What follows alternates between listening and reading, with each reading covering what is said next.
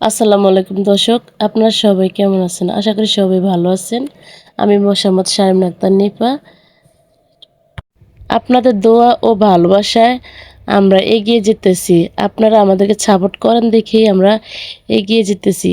আশা করি সামনের দিনগুলো আরও ভালো ভালো, আপনাদের দোয়া ও ভালোবাসায় আশা করি সামনে আরও ভালো ভালো ভিডিও উপহার দিব। আমাদের ভিডিওগুলো যে ভালো লাগে সাবস্ক্রাইব করে আমাদের পাশে থাকবেন। আমাদের অনেক স্বপ্ন, আমরা গরিব দুঃখী মানুষ নিয়ে কাজ করতে চাই। আশা করি আপনাদের ভালোবাসা পাইলে আমরা সামনের দিনগুলো এগিয়ে যেতে পারবো। আমাদের ভিডিওটা যদি ভালো লাগে শেয়ার করে দিয়ে সম্পূর্ণ ভিডিও দেখার অনুরোধ রইল। সবাইকে আমার সালাম জানালাম। আজকে আমাদের রেসিপি হলো এই পাঙ্গাস মাছ দিয়ে কচু দিয়ে রান্না করব। তার পাশাপাশি যে বরবটির ভর্তা করব। আজকে রান্নাটা হবে মাটির চুলায়, কারণ মাটির চুলার রান্নাটা অন্যরকম স্বাদ হয়। গ্যাসে ভাতটা রান্না করছি, এখন মাটির চুলায় সব তৈরি করবো, রান্না বান্না করব, তরকারি। এখানে প্রথমে গরম পানি বসাইছি। হ্যাঁ, গরম পানি দিয়ে একটু কাপড় চোপড় ধুইব। গরম পানি করে কাপড় চোপড় ধুইলে একটু পরিষ্কার হয়, ভালো পবিত্র হয়, এমন কি পরিষ্কার হয়। আসলে কি আমাদের সংসারে একটু ঝামেলা চলতেছে বাচ্চার বাবার সাথে আমার সাথে।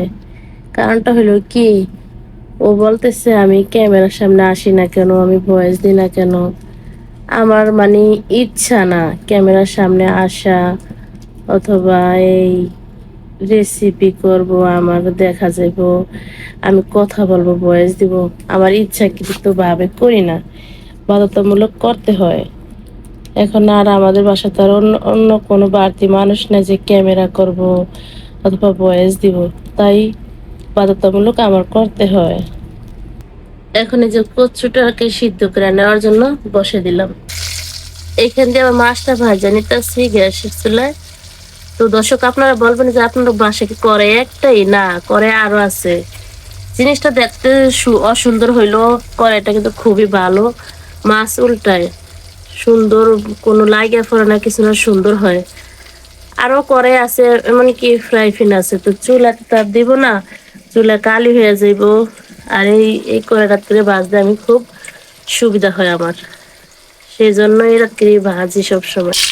প্রথমে তেলটা দিয়ে দিলাম, তারপরে যে পেঁয়াজটা দিয়ে দিলাম, তারপরে হালকা একটু পানি দিলাম,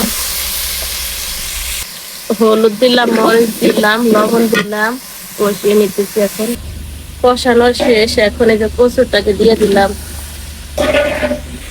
কচুটাকে কষিয়ে নিব।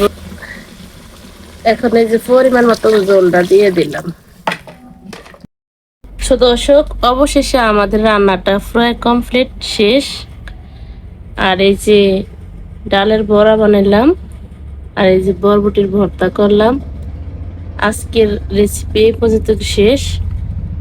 আমাদের ভিডিওটি যদি আপনাদের কাছে ভালো লাগে তাহলে লাইক, কমেন্ট, সাবস্ক্রাইব, শেয়ার করে আমাদের পাশে থাকবেন। আল্লাহ হাফেজ।